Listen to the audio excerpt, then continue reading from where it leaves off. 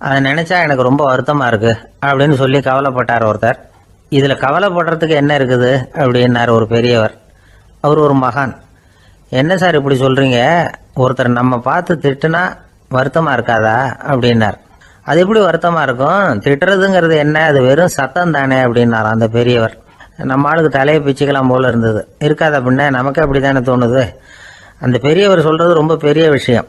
அதை நாம புரிஞ்சிக்க முயற்சி பண்ணலாம்னா நடைமுறை வாழ்க்கைக்கு அது ஒத்து வர்றது மாதிரி தெரிய மாட்டேங்குது. இருந்தாலும் அந்த பெரியவர் அதுக்கு என்னதான் விளக்கம் கொடுக்குறாருன்னு பார்ப்போமே. ஒரு ரயில் போயிட்டு இருக்கு, அதுல ஒரு சாது போயிட்டு இருக்கார். அந்த ரயில் அவர் ஹரித்வாரம் போயிட்டு இருக்கார். அவரு ரயில்ல ஏகப்பட்ட கூட்டம். நம்ம ஊர் ரயில் கேட்க வேணும், டிக்கெட் வாங்கிட்டு கொஞ்சம் பேர், வாங்காத கொஞ்சம் பேர். அது என்னத்துக்கு அனாவசியமா டிக்கெட் அப்படிங்கிற நினைப்புல பாதி பேர். இந்த கூட்டத்துக்கு மத்தியில அந்த சாதுவும் போயிட்டு இருக்கிறார். உட்கார்றதுக்காக இருந்த இடத்துல ஒரு ஆள் படுத்திருக்கிறான். கொஞ்சம் முரட்டு ஆசாமி. அவன் காலு பக்கத்துல கொஞ்சோண்டு இடம் பாக்கி இருந்தது. அந்த இடத்துல இந்த சாது உட்காந்துருந்தார். மெதுவா உட்காந்துக்கிட்டார் போய். ஆனா அந்த ஆளு ராத்திரி பூரா இவரை காலால உதச்சிக்கிட்டே இருக்கிறான். அது இவருக்கு ரொம்ப அவமானமா பட்டது. அதனால துக்கம் ஏற்பட்டது.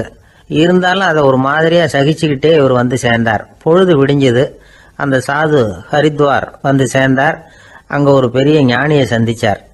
ராத்திரி ரயில்ல அந்த ஆளு உதைச்சதையும் அதனால தனக்கு ஏற்பட்ட துக்கத்தையும் இந்த சாது அந்த ஞானி கிட்ட சொன்னார். சொல்லிவிட்டு, ஏன் சுவாமி, எனக்கு துக்கம் ஏற்பட்டதே அது தப்பா அப்படின்னு கேட்டார். தவறுதான் அந்த ஞானி. உனக்கு இன்னமும் தேக அபிமானம் போகலைங்கிறது தான் அது காட்டுது. அஷ்டாவக்கிரர் என்ன சொல்றார் தெரியுமா? உண்மையான ஞானி யாராவது தன்னை வந்தனை செய்தால் அதற்காக சந்தோஷப்பட மாட்டார், யாராவது நிந்தனை செய்தால் அதற்காக வருத்தப்பட மாட்டார் அப்படின்னு சொல்றார். நிந்தனைங்கிறது ஒரு ஒலி தான். தேகாபிமானம் இருக்கிற வரைக்கும் இந்த ஒலி நம்மளை வேதனைப்படுத்தும். நான் தேகம் இல்லை, ஆத்மா அப்படிங்கிற நினைவு இருந்தா இந்த ஒலி நம்மளை பாதிக்காது. மனு என்ன சொல்றார் தெரியுமா? ஒரு சாதகன் பாராட்டுதலை விஷம்னு நினைச்சு பயப்படணும், அவமானத்தை அமிர்தம்னு நினைச்சு சந்தோஷப்படணுங்கிறார். அவமானப்பட்டா கவலைப்படாம எப்படி இருக்க முடியும் அப்படின்னு தான் நமக்கு தோணும். அதனாலதான் நம்மள யாரும் இதுக்கு உதாரணமா யாரையும் காட்ட முடியல. புத்தரையும் கபீரையும் உதாரணமா காட்டுறாங்க. அவங்களுக்கெல்லாம் அவமானம் ஏற்பட்டப்போ கவலையே படலையாம். புத்தரை அவமானப்படுத்தணுங்கிறதுக்காக கௌசாம்பி ராணி ஒரு இளம் பெண்ணை கொலை பண்ணி சடலத்தை புத்தர் குடிசைக்கு முன்னாடி போட சொன்னார். போட்டாங்க. புத்தர் தான் அந்த பொண்ணை கெடுத்து கொலை பண்ணி விட்டாருன்னு எல்லாரும் நினைச்சாங்க. ஆனா புத்தர் இதை பத்தி கவலையே படல. அப்புறமா உண்மை தெரிஞ்சதும் புத்தர் புகழ் இன்னும் அதிகமாயிட்டது. ஒரு பெரிய சபையில ஒரு மோசமான பொண்ணு நுழைஞ்சு தனக்கும் கபீருக்கும் சம்பந்தம் உண்டுன்னு சொன்னா கபீர் கவலைப்படல. அவங்க மாதிரியெல்லாம் நாமளும் இருக்க கத்துக்கணும். நிந்தனை, அபகீர்த்தி, அவமானம் எல்லாம் ஆண்டவன் கொடுக்கிற பிரசாதம்னு நினைக்கணும் அப்படின்னு சொல்றார் அந்த ஞானி. இதை கேட்ட இந்த காலத்து ஆசாமி ஒருத்தர், நான் கூட அப்படிதான் சார், யாராவது அவமானப்படுத்தினா கவலைப்பட மாட்டேன். நேத்து கூட ஒருத்தர் என்ன பலார்னு அரைஞ்சுட்டார், நான் கொஞ்சம் கூட கவலைப்படல, பேசாம வந்துட்டேன்னார். ஏன் அப்படி வந்துட்டீங்க அப்படின்னு. அவர் அரைஞ்சதுலேயும் ஒரு அர்த்தம் இருந்தது, அதனாலதான் அப்படி வந்துட்டேன்னார். ஏன் அரைஞ்சாருன்னு கேட்டேன். 10 வருஷத்துக்கு முன்னாடி 15 ரூபா அவர்கிட்ட கடன் வாங்கினேன், அதை கேட்டு கேட்டு பார்த்துட்டு கடைசியா தான் அரைஞ்சார் அப்படின்னார். ஆண்டவனுடைய பிரசாதம் இவருக்கு அடிக்கடி கிடைக்கும் போல இருக்கு. சில பேரை இப்படி சொல்றது உண்டு, அடுத்தவங்களை அனுசரிச்சு நடந்துக்க தெரியல, அவன் என்ன சார் மனுஷன் அப்படிம்பாங்க. சக மனிதர்களோட எப்படி பழகிறது அப்படின்னு தெரியாததுனாலேயே பல பேர் இன்னைக்கு சங்கடப்பட்டுக்கிட்டு இருக்கிறாங்க. வசதி வாய்ப்பெல்லாம் சரியா இருக்கும், ஆனா வாழ்க்கை சரியா இருக்காது. இன்னொருத்தர்கிட்ட எப்படி பேசுறது பழகிறதுங்கிறது தெரியாததுனாலதான் இந்த அவஸ்தை. சரி, இந்த அவஸ்தை இல்லாம வாழறது எப்படி? இதுக்கு அனுபவசாலிகள் சில வழிமுறைகளை சொல்றாங்க. அதெல்லாம் என்னென்னங்கிறத இப்ப தெரிஞ்சுக்குவோம். முதல்ல நம்ம நாக்கு நம்ம கண்ட்ரோல்ல இருக்கணும். வார்த்தைகளை கொட்டி விட்டு அதுக்கப்புறம் அள்ள முடியாம கடந்து கஷ்டப்படக்கூடாது. எப்படி பேசுறோங்கிறதும் முக்கியம், பேசுறப்ப எப்படி முகத்தை வச்சிருக்கிறோங்கிறதும் முக்கியம். அன்பா பேசினாலும் நல்லா இருக்கும். அப்படி பேசுறப்ப ஆதரவா அவர் தோள் மேல ஒரு கையை போட்டுக்கிட்டு பேசினா இன்னமும் நல்லா இருக்கும். 2வது விஷயம், இன்னொருத்தர்கிட்ட பேசுறப்ப வாக்குறுதிகளை அள்ளி வீசக்கூடாது. கொடுக்கற வாக்குறுதி குறைச்சலா இருக்கணும். அப்படி கொடுத்த வாக்குறுதியை கண்டிப்பா நிறைவேற்றணும். நாம ஒருத்தரை பாராட்டுறோம் அல்லது அவரை பத்தி அபிப்பிராயம் சொல்றோம்னா அது ஆக்கப்பூர்வமா இருக்கணும். நம்ம பாராட்டு அல்லது விமர்சனம் அடுத்தவருடைய முன்னேற்றத்துக்கு உதவுறது மாதிரி இருக்கணும். நாம சொல்றதை கேட்டுட்டு அவன் தலையில கையை வச்சுட்டு உட்காந்துடக்கூடாது. எப்பவும் உற்சாகமா இருக்கணும், முகம் மலர்ச்சியா இருக்கணும். மனுஷன் இருந்தா வருத்தம், கவலை, ஏமாற்றம் எல்லாம் இருக்கதான் செய்யும். அதெல்லாம் மனசுல இருக்கட்டும். அந்த வருத்தமும் கவலையும் ஏமாற்றமும் சேர்ந்துக்கிட்டு நம்ம முகத்துல இருக்கிற மலர்ச்சியை மூடி மறைக்கிறதுக்கு நாம இடம் கொடுத்துடக்கூடாது. எந்த விஷயத்தை பத்தி யாருக்கிட்ட பேசினாலும் வெளிப்படையா பேசணும், திறந்த மனசோட பேசணும். மூடி மறைச்சி முன்னு மூங்கிக்கிட்டு இருக்கக்கூடாது. இன்னொருத்தர்கிட்ட பேசுறப்போ விவாதம் பண்ணுங்க, அது தப்பு இல்லை. ஆனா வாதாடிக்கிட்டு இருக்கக்கூடாது. அதாவது என்ன சொல்றாங்கன்னா, டிஸ்கஸ் பண்ணலாம், ஆர்கியூ பண்ணக்கூடாதான். நம்ம கிட்ட இருக்கிற நல்ல குணங்களை நாம எடுத்து சொல்லிட்டு இருக்கக்கூடாது. அந்த நல்ல குணங்களே நம்மளை பத்தி எடுத்து சொல்லணும். அது மாதிரி நடந்துக்கணும். அதே மாதிரி அடுத்தவங்க கிட்ட உள்ள கெட்ட குணங்களை பத்தி அவசியம் இல்லாம நாம பேச வேண்டியதில்லை. உங்களை பத்தி யாராவது தப்பா பேசுறாங்களா, அப்படி அவங்க பேசுறதுல உண்மை இல்லையா அப்படின்னா அதை நீங்க பொருட்படுத்த வேண்டியதில்லை, விட்டுடலாம். அது தானா போயிடும். ஒரு 4-5 பேரோட பேசிக்கிட்டு இருந்தீங்கன்னா எல்லாருக்கும் முக்கியத்துவம் கொடுங்க, யாரையும் அலட்சியப்படுத்தாதீங்க. தமாஷா பேசலாம், ஆனா உங்க தமாஷ் அடுத்தவங்களை கேலி பண்றதா இருக்கக்கூடாது. நமக்கு கிடைக்க வேண்டியது கிடைக்கலையே அப்படிங்கிற தவிப்பு நம்ம கிட்ட இருக்கக்கூடாது. அது தேவையில்லை. உங்க செயல்பாடுகள் தெளிவா இருக்கட்டும், பாராட்டு தானா உங்களை தேடிட்டு வரும். இன்னொரு மனுஷனுடைய மனசுல கௌரவமான ஒரு இடத்த பிடிக்கணும்னா நாம இந்த குணத்தை எல்லாம் நம்ம கிட்ட வளர்த்துக்கணும். இதெல்லாம் அனுபவசாலிகள் சொல்லி இருக்கிற குறிப்புகள். இந்த குறிப்புகளை சரியா புரிஞ்சுக்கணும், அது முக்கியம். தப்பா புரிஞ்சுக்கிட்டா என்ன ஆகும் தெரியுமா? இதை கேளுங்க. ஒருத்தர் வந்தார், சார் அடுத்தவங்க தோள் மேல கையை போட்டுக்கிட்டு அன்பா பேசணும்னு சொன்னீங்க, அப்படிதான் பேசினேன். அவரு முதுக கூட தட்டி கொடுத்தேன், என் வேலை போயிட்டுது சார், வீட்டுக்கு அனுப்பிச்சுட்டாங்க அப்படின்னார். யாருக்கிட்ட அப்படி பேசுனீங்கன்னு கேட்டோம். என் முதலாளி கிட்ட சார் அப்படிங்கிறார் ரொம்ப சோகமா. இந்த உலகமே ஒரு நாடக மேடை, நாம எல்லாரும் நடிகர்கள். இது ஞானிகள் சொல்றது.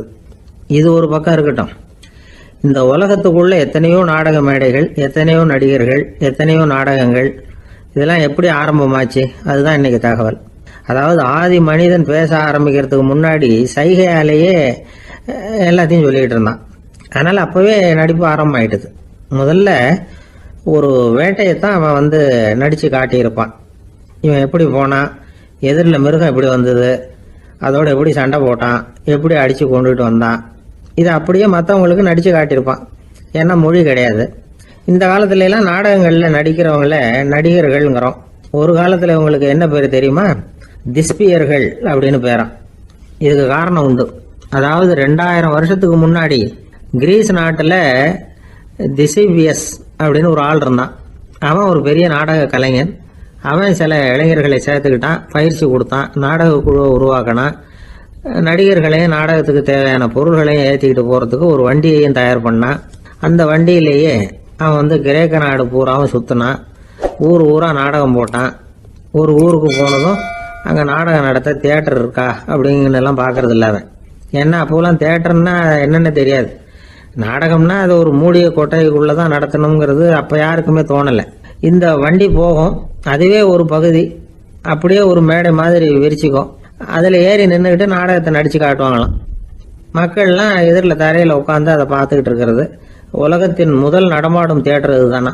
இந்த திசைபியஸ் தான் முதலா உலகத்துல நாடகம்ங்கிற பொழுதுபோக்க நடத்தி காட்டினவன் அப்படின்னு சொல்றாங்க. அவன் சொந்தமா நாடகம் எழுதுனா, நடிச்சான், நாடகத்தை இயக்கினான். அதனாலதான் அவனை first man of the theatre அப்படின்னு சொல்லுவாங்க. அவன் தான் நாடக மேடையின் முன்னோடி. கிரேக்கர் காலத்திலேயே நாடக ஆசிரியர்கள், நடிகர்கள், ரசிகர்கள் இவங்கெல்லாம் உருவாயிட்டாங்களாம். நாடகத்தின் சரித்திரத்துல இந்த 3 பிரிவும் ரொம்ப முக்கியம். அதாவது கிரேக்க தியேட்டர்கள்லாம் திறந்த வெளி மேடைகள் தான். பெரும்பாலும் மலைச்சரிவுகள், அதுவே படிப்படியா பண்ணியிருப்பாங்க. கீழே அரைவட்ட வடிவில் மேடை, அதுக்கு ஆர்கெஸ்ட்ரான்னு பேரு.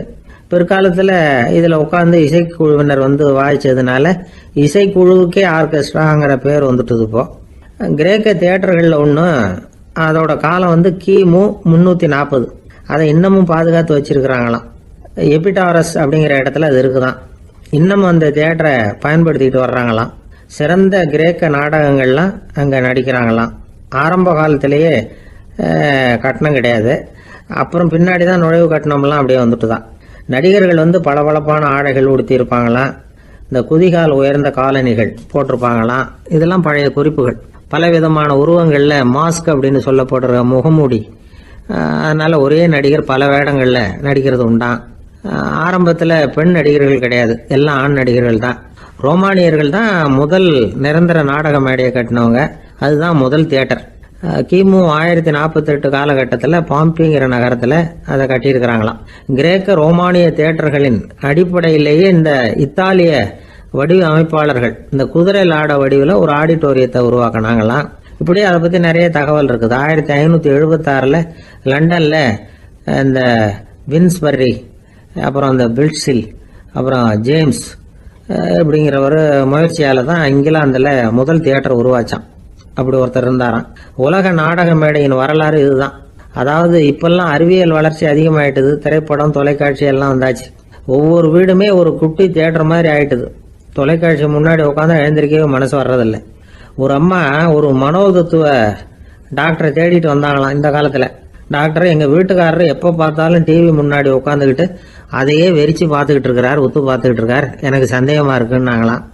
இது மனக்கோளாறு இல்லைங்க, ஆர்வ கோளாறு, அவ்வளவுதான். இதுக்காக பயப்படாதீங்கன்னாராம் டாக்டர்.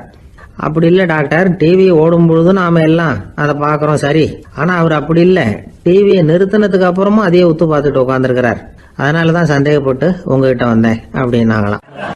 ஒரு ஆள் இருந்தான், நிறைய பணம் சம்பாதிச்சான், ஆனால் செலவு பண்ண மனசு வரல, கருமி.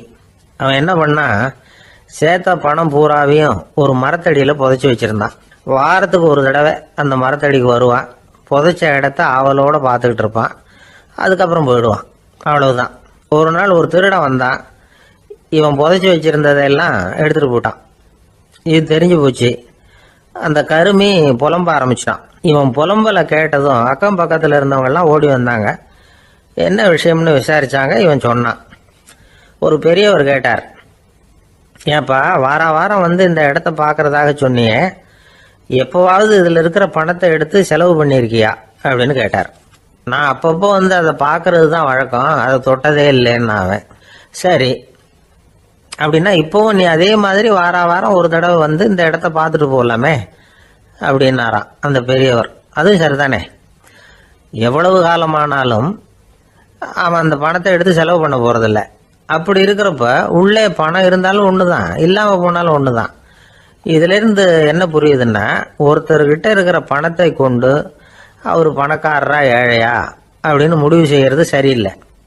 அந்த செல்வத்தை அனுபவிக்கிற திறன், பயன்படுத்துகிற திறன், அதை வச்சு தான் அவர் ஏழையா பணக்காரரா அப்படிங்கிறத நிர்ணயம் பண்ணணும். அதுதான் சரி.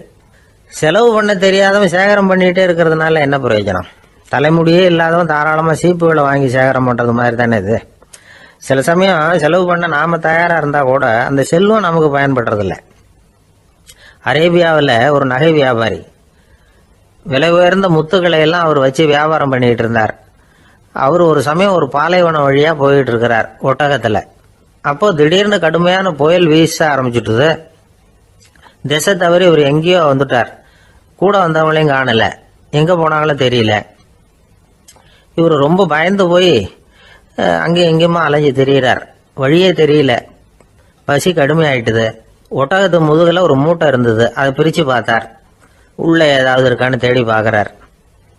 அது வரைக்கும் கண்ணில் தட்டுப்படாத அபூர்வமான ஒரு பை கண்ணில் பட்டுது. ஆஹா, அதில் ஏதாவது சாப்பிட்றதுக்கு இருக்கும் அப்படின்னு நினச்சி ஆவலாக அதை பிரித்து பார்க்குறார். அந்த பையில் விலை உயர்ந்த முத்துக்கள் நிறைய இருந்துதான். அப்போ தான் அவர் நினச்சாராம், விலை உயர்ந்த முத்துக்கள் கூட சாப்பிட்றதுக்கு உணவாக முடியாது அப்படிங்கிறத புரிஞ்சுக்கிட்டாராம். எந்த நேரத்தில் எது நமக்கு தேவையோ அது நமக்கு தாராளமாக கிடைக்கணும். அப்படி அது கிடைக்கிறதுக்கு நம்மக்கிட்ட இருக்கிற செல்வம் பயன்படணும். அது நமக்கும் பயன்படலாம், நம்ம மூலமாக அடுத்தவங்களுக்கும் பயன்படலாம். அதுதான் செல்வத்தின் பயன். ஒரு மரத்தடியில் ஒருத்தன் உட்காந்து அழுதுகிட்டு இருந்தான். அந்த பக்கமாக வந்த இன்னொருத்தன் ஏப்பா அழுதுகிட்டு இருக்கிறேன்னு கேட்டான். இந்த இடத்துல தான் பூமிக்கு அடியில் பணம் இருக்குது, புதைச்ச இடம் தெரியல, அதான் அழறேன் அப்படின்னா. நல்லா ஞாபகப்படுத்தி பாரு, எந்த இடத்துல புதைச்ச அப்படின்னு கேட்டான் இவன். அது எப்படி எனக்கு தெரியும், புதைச்சி வச்சிருக்கிறவன் நான் இல்லையே, எங்க எதிர்த்து வீட்டுக்காரன் அப்படின்னானா இவன். ஒரு பல்கலைக்கழகம், அங்கே ஒரு இலக்கிய பேராசிரியர், அவர் பாடம் நடத்திக்கிட்டு இருந்தார். ராபர்ட் ப்ரௌனிங் எழுதிய கவிதைகளை பற்றி சொல்லிட்டு இருக்கிறார். மாணவர்களும் ரொம்ப அக்கறையாக அதை கேட்டுக்கிட்டு இருக்கிறாங்க. ஒரு குறிப்பிட்ட கவிதையை பற்றி சொல்லும் பொழுது அந்த பேராசிரியருக்கே ஒரு சந்தேகம். அதாவது அந்த கவிதையின் சரியான அர்த்தம் என்னங்கிறதுல சந்தேகம். பேராசிரியர் யோசனை பண்ணார்.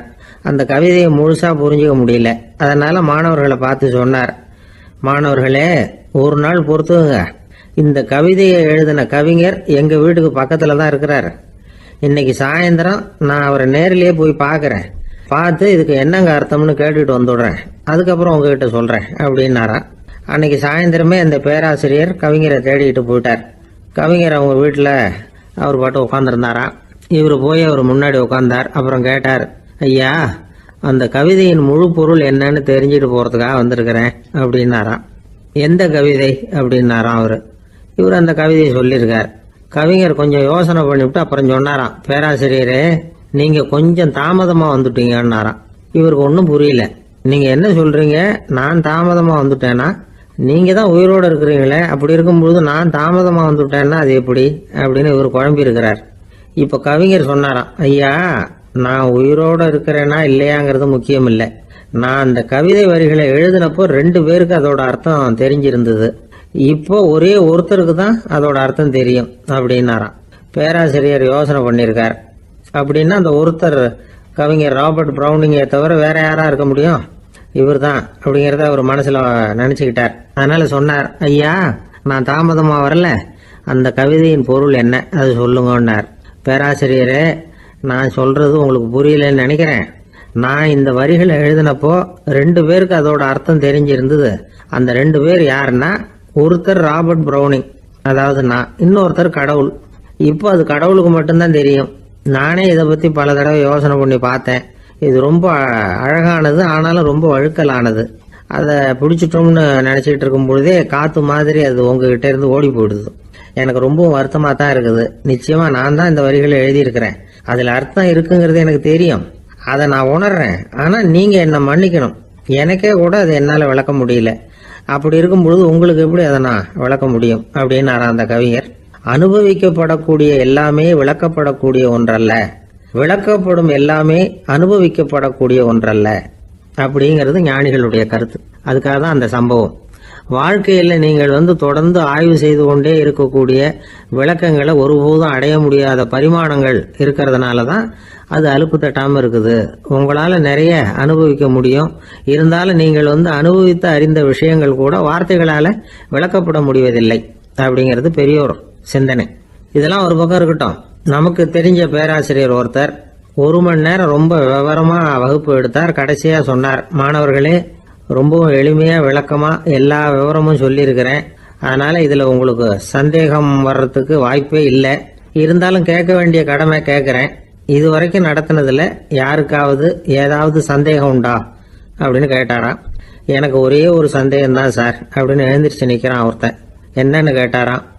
இது வரைக்கும் நீங்க என்ன பாடம் சார் நடத்துனீங்க அப்படின்னானா அவன். அம்மாக்காரங்களுக்கு அடிக்கடி ஏற்படுற கவலை ஒன்று உண்டு. அதாவது குழந்தை சரியா சாப்பிட மாட்டேங்குதே அப்படிங்கிற கவலை. இவங்கெல்லாம் ஒரு விஷயத்த நல்லா புரிஞ்சுக்கணும். குழந்தைகள்ங்கிறவங்க பெரியவங்க மாதிரி இல்லை. அவங்க கடிகாரத்துல மணியை பார்த்துட்டு சாப்பிட்றதுக்கு உட்கார்ற ரகம் கிடையாது. பசிச்சா சாப்பிடுவாங்க, இல்லைன்னா விளையாடுவாங்க அல்லது தூங்குவாங்க. அது புரியாம அவங்கள கட்டாயப்படுத்தி அல்லது மிரட்டி சாப்பிட வைக்கிறது ரொம்ப தப்பு. ஒரு 8 மாச குழந்தைக்கு 3 மணி நேரத்துக்கு ஒரு தடவை பசிக்கும். அந்த நேரம் பார்த்து சாப்பாடு கொடுத்தா அடம் பண்ணாம அது பாட்டுக்கு சாப்பிட்றோம். அதே குழந்தைக்கு 1 வயசு ஆகிறப்போ 4 மணி நேரத்துக்கு ஒரு தடவை பசிக்கும். இந்த வயசுல இயற்கையாவே பசி குறைஞ்சிருக்கும். அது புரியாம என் குழந்தை முன்னாடி மாதிரி இப்ப சரியா சாப்பிட மாட்டேங்கிறான் அப்படின்னு சில பேர் டாக்டர் கிட்ட போய் சொல்லிக்கிட்டு இருப்பாங்க. இன்னொரு விஷயம், ஒரு குழந்தைக்கு வயசு அதிகமாகிற வேகத்துக்கு உடம்பு எடையும் அதிகமாகிக்கிட்டே போவாது. உடம்பு எடை அதிகமாகிற வேகம் குறைஞ்சிக்கிட்டே வரும். 6 மாச குழந்தைக்கு ஒரு வாரத்துல 150 கிராம் எடை கூடும். ஒரு வயசுல வாரத்துக்கு 71 கிராம் எடை கூடும். இது புரியாம அதிகமா சாப்பாட்டை கொடுத்து குழந்தைய கஷ்டப்படுத்தக்கூடாது. ஏன்னா அளவுக்கு மீறின உணவு அஜீரணத்தை உண்டு பண்ணிவிடும். குழந்தைக்கு ஒரு தட்டில் கொஞ்சமா ஆகாரத்தை வச்சு கொண்டுட்டு போய் கொடுக்கணும். மலை மாதிரி குவிச்சு வச்சா அதை பார்த்ததுமே பசி அடங்கி போயிடும். அடிச்சு மிரட்டி பயமுறுத்தி குழந்தைய சாப்பிட வைக்கிற பழக்கம் இருக்கு பாருங்க, அதுக்கு வந்து ஃபுட் ஃபோர்ஸிங் அப்படின்னு பேர். இப்படி பண்ணுனா குழந்தைக்கு சாப்பாட்டில் விருப்பம் குறைஞ்சிரும், அதை கண்டாவே வெறுக்க ஆரம்பிச்சிடும். அது மாதிரி உளம் சார்ந்த பசி குறைவு, சைக்கோஜெனிக் அனோரெக்சியா, அது ஏற்படுமா. சாப்பாடுங்கிறதே ஒரு தண்டனை மாதிரி தோணும். குழந்தைகளுக்கு பிடிச்ச மாதிரியான ஆகாரத்தை கொடுக்கணும். சத்து அதிகம் இருக்குங்கிறதுக்காக அதுக்கு பிடிக்காத ஆகாரத்தை கொடுத்து கட்டாயப்படுத்தக்கூடாது. குழந்தைகளுக்கு 2 வயசு ஆகிறப்போ இயற்கையாகவே வந்து எதிர்மறை குணம் உண்டாகும். அதாவது அந்த எதிர்மறையாக பேசுறது, இது மாதிரி சமயங்களில் நாம் என்ன சொல்கிறோமோ அதுக்கு நேர்மாறாக நடந்துக்கும். ஏட்டிக்கு போட்டி, சாப்பிட சொன்னால் விளையாட போவோம், விளையாட சொன்னால் சாப்பாடு கேட்கும். இதை புரிஞ்சுக்கிட்டு நடந்துக்கணும். குழந்தை சொன்ன பேச்சை கேட்கலேன்னு கோவப்படக்கூடாது. குழந்தை வளர வளர பிடிவாத குணம் வர்றது சகஜம். கேட்டதை வாங்கி கொடுத்தாதான் சாப்பிடுவேன் அப்படின்னு பிடிவாதம் பண்ணும்.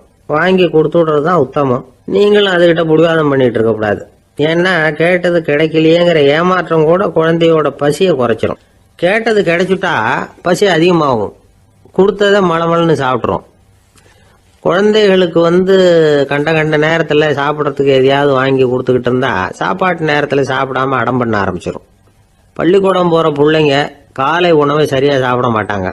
அச்சம், அவசரம், பரபரப்பு இதெல்லாம் தான் காரணம். பள்ளிக்கு புறப்படுறதுக்கு ஒரு 3/4 மணி நேரத்துக்கு முன்னாடியே சாப்பாடு போட்டுருங்க, அது சரியாக போடும். படிக்கிற குழந்தைகள் உடல் சோர்வு, மனச்சோர்வு இது காரணமாக கூட சாப்பிட மறுக்கிறது உண்டு. இப்போ உதாரணமாக சாயந்தரம் விளையாடி விட்டு வீட்டுக்கு வந்ததும் சாப்பிட சொன்னால் வேணாம்பாங்க. இது உடல் சோர்வு. ரொம்ப நேரம் வீட்டு பாடங்களை செஞ்சு முடித்த கையோடு சாப்பிட சொன்னாலும் அவங்களால சரியாக சாப்பிட முடியாது. இது உளச்சோர்வு, அதாவது மனச்சோர்வு. இதை தவிர குழந்தைகளுக்கு உடல் நலக்குறைவு ஏற்பட்டால் கூட சாப்பிட மறுக்கிறது உண்டு. சில மருந்து மாத்திரைகள் கூட பசியை குறைச்சிரும். அதனால் சரியாக தெரிஞ்சுக்கிட்டு குழந்தைகளை வந்து சாப்பிட வைக்கணும். அது புரியாமல் கையில் சாப்பாட்டு தட்டை வச்சுக்கிட்டு குழந்தைகளை வந்து விரட்டிக்கிட்டு அலையக்கூடாது. ஒரு சின்ன பையன் சொன்னான், எங்கள் அம்மா சாப்பாடு போடுறது தெரிஞ்சா நான் உடனே வீட்டை விட்டு வெளியில் ஓடி போடுவேன் அப்படின்னா. ஏன் அப்படி பண்ணுறேன்னு கேட்டோம். எங்கள் அப்பா கூட அது மாதிரி தான் சார் பண்ணுவார் அப்படிங்கிறான். ஒரு ஊரில் ஒரு மன்னன் இருந்தான், கொடுங்கோல் மன்னன். நிறைய தொந்தரவு பண்ணிக்கிட்டு இருந்தான். அவன் ஒரு தடவை என்ன பண்ணான் தெரியுமா? ஒரு தப்பும் பண்ணாத ஒரு இளைஞனை பிடிச்சி ஜெயிலில் அடைச்சுட்டான். அந்த பையனோட சொந்தக்காரங்கள்லாம் ராஜா கிட்ட போனாங்க. அவன் ஒரு தவறும் பண்ணலை, அவனை விடுதலை பண்ணுங்க அப்படின்னு கெஞ்சி கேட்டுக்கிட்டாங்க. மன்னன் வந்து யோசனை பண்ணான். அந்த இளைஞனை கூப்பிட்டுக்கிட்டு வர சொன்னான். அவனை கொண்டாந்து ராஜா முன்னாடி நிறுத்தினாங்க. இதை பாருப்பா, உன்னை நான் விடுதலை பண்ணுவேன், ஆனால் ஒரு கண்டிஷன். அந்த நிபந்தனையை நீ நிறைவேற்றினா உனக்கு விடுதலை அப்படின்னா மன்னன். சரின்னு ஒத்துக்கிட்டான் பையன். மன்னன் வந்து கண்டிஷன் என்னங்கிறத சொன்னான். உங்ககிட்ட ஒரு செம்மறி ஆட்டை கொடுக்க போகிறேன், 1 மாதத்துக்கு அதுக்கு தேவையான தீனியையும் கொடுக்க போகிறேன். 1 மாதம் கழித்து அந்த ஆட்டை வந்து எடை போட்டு பார்ப்பேன். அந்த ஆட்டின் எடை கொஞ்சம் கூட கூடி இருக்கக்கூடாது. எடை கூடி இருந்தால் உனக்கு விடுதலை கிடையாது. என்ன சொல்கிற அப்படின்னா. பையனுக்கு ஒன்றும் புரியல, பயமாக போயிட்டுது. குழம்பிக்கிட்டே நின்றுக்கிட்டு இருக்கிறான். சரி, 1 நாள் டைம் தரேன், நல்லா யோசனை பண்ணி பார்த்துட்டு நாளைக்கு உன் முடிவை சொல்லு அப்படின்னா மன்னன். பையன் கவலையோடு வெளியில் வந்தான். அங்கே ஒரு பெரியவர் நின்றுக்கிட்டு இருந்தார். அவர்கிட்ட விஷயத்தை சொன்னான். அந்த பெரியவர் இந்த பையனுக்கு காதோட காதாக ஒரு வழியை சொல்லி கொடுத்தார். அதை கேட்டதும் பையன் மறுபடியும் மன்னன் முன்னாடி வந்து நின்னா, உங்கள் நிபந்தனையை ஏற்றுக்கிறேன்னு சொன்னான். மன்னன் வந்து ஒரு ஆட்டுக்குட்டியையும் அதுக்கு 1 மாதத்துக்கு தேவைப்படுற தீவனத்தையும் கொடுக்கும்படியாக உத்தரவு போட்டான். கொடுத்தாங்க, ஓடிட்டு போயிட்டான். 1 மாதம் தினமும் தவறாமல் அந்த தீவனத்தை ஆட்டுக்குட்டிக்கு போட்டுக்கிட்டு இருக்கிறான். 1 மாதம் கழித்து அந்த ஆட்டை வந்து அரண்மனைக்கு ஓட்டிகிட்டு போனான். மன்னன் அதை எடை போட்டு பார்க்குறான், எடை கூடவே இல்லை, அப்படியே தான் இருக்குது. உடனே போட்ட நிபந்தனைப்படி அந்த இளைஞனை வந்து விடுதலை பண்ணிவிட்டான். சரி, ஆட்டுக்கு எடை கூடாமல் இருக்கிறதுக்கு அந்த பெரியவர் சொல்லி கொடுத்த யோசனை என்ன அப்படின்னா, அது வேற ஒன்றும் இல்லை. அந்த ஆட்டுக்கு எதிரில் அது கண்ணில் படுற மாதிரி ஒரு ஓநாயை கட்டி போட சொன்னார். அவ்வளவுதான். ஆட்டுக்கு ஓநாய்ங்கிறது பிறவி பகை. ஓநாயை பார்த்தா ஆடு நடுங்க ஆரம்பிச்சிரும், அவ்வளவு பயம். தினமும் அந்த ஆடு பயந்துக்கிட்டே தீனி சாப்பிட்டுது, எடை கூடல. அதுதான் ரகசியம். இது வந்து சின்ன பிள்ளைங்களுக்கான ஒரு கதை. இதிலேருந்து தெரிஞ்சுக்க வேண்டிய உண்மை என்னன்னா, நாமெல்லாம் சாப்பிட்றப்ப மனசும் உடம்பும் அமைதியாக இருக்கணும். அப்போ தான் அது உடம்புல ஒட்டும். அவசரத்துலையும் பயத்துலையும் சாப்பிட்டா அது சரியா ஜீரணமாகாது. இன்னொரு ராஜா இருந்தார். அவரும் ஒரு இளைஞனை ஜெயிலில் அடைச்சி விட்டார்.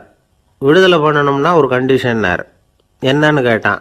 ஒரு ஆட்டுக்குட்டியை அவன் முன்னாடி கொண்டாந்து நிறுத்துவேன், நீ அதுக்கிட்ட ஒரு கேள்வி கேட்கணும், அதுக்கு சரியான பதிலை சொல்லணும். அப்படி செஞ்சுட்டா உனக்கு விடுதலைன்னார். இளைஞன் யோசனை பண்ணி பார்த்தான். சரின்னு ஒத்துக்கிட்டான். அது பிரகாரமே ஆட்டுக்குட்டியை பதில் சொல்ல வச்சுட்டான். என்ன நடந்தது தெரியுமா? ஆட்டுக்குட்டியை கொண்டாந்து நிறுத்தினாங்க. இவன் மெதுவாக அதுகிட்ட போனான். அது காதுகிட்ட போய் ஏப்ரலுக்கு அடுத்த மாதம் என்ன மாதம்னு கேட்டான். அது உடனே மேன்னு கத்திச்சு. இவன் விடுதலை ஆயிட்டான். ஒரு நாள் ஒரு 10-15 பள்ளிக்கூடத்து பிள்ளைங்க தேடிட்டு வந்தாங்க. உங்களை பார்த்துட்டு தான் போகணும், அதுக்காக தான் வந்திருக்கோம்னாங்க. என்ன விஷயம்னு கேட்டோம். நாங்கள்லாம் கூடி ஒரு முடிவு பண்ணியிருக்கிறோம், அதை உங்ககிட்ட சொல்லணும் அப்படின்னாங்க. அதுவும் ஒரு வாண்டு பையன் அதை சொன்னான். என்ன முடிவு அது அப்படின்னு கேட்டோம் ரொம்ப ஆர்வமாக. அதை இப்போ சொல்ல மாட்டோம், எங்களுக்கு பிடிக்கிற மாதிரி ஏதாவது ஒரு தகவல் சொன்னால் அதுக்கப்புறம் நாங்கள் அதை சொல்கிறோம் அப்படின்னா அந்த வாண்டு பையன். சரி, சின்ன பையன்கிட்ட இன்றைக்கி வசமாக மாட்டிக்கிட்டோம் அப்படின்னு நினச்சிக்கிட்டு அவங்களுக்கு தகுந்த மாதிரி ஒரு கதை சொல்ல ஆரம்பித்தோம். அது என்ன கதைன்னா, ஒரு பெரிய காடு, அதில் பலவிதமான மிருகங்கள். அந்த காட்டுக்கு ஒரு சிங்கம் தான் ராஜா. எப்பவும் காட்டுக்கு அது தானே ராஜா. ஒரு பெரிய யானைக்கு இது பொறுக்கலை.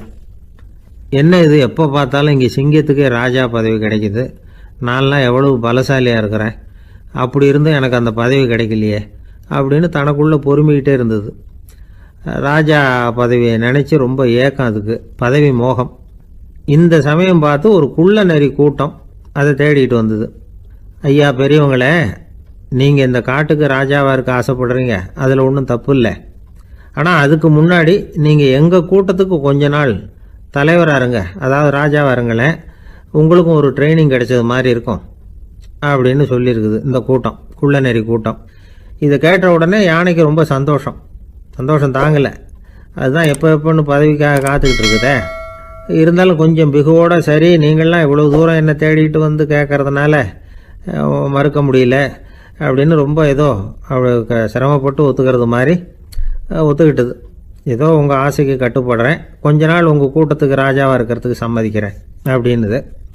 உடனே அந்த யானை ராஜ நட போட ஆரம்பிச்சிட்டுது. யானை சாதாரணமாக நடந்தாவே எப்படி இருக்குங்கிறது நமக்கு தெரியும். அதுவே ராஜ நடந்தால் எப்படி இருக்கும் கற்பனை பண்ணி பாருங்கள். யானை முன்னாடி கம்பீரமாக போய்கிட்டு இருக்குது, தலைவர் இல்லையா, அதனால் குள்ள நரிகள்லாம் ரொம்ப அடக்கமாக அது பின்னாடி அணிவகுத்து போயிட்டு இருக்குது. ராஜா வாழ்க, மன்னர் வாழ்க அப்படின்னு கோஷம் வேற.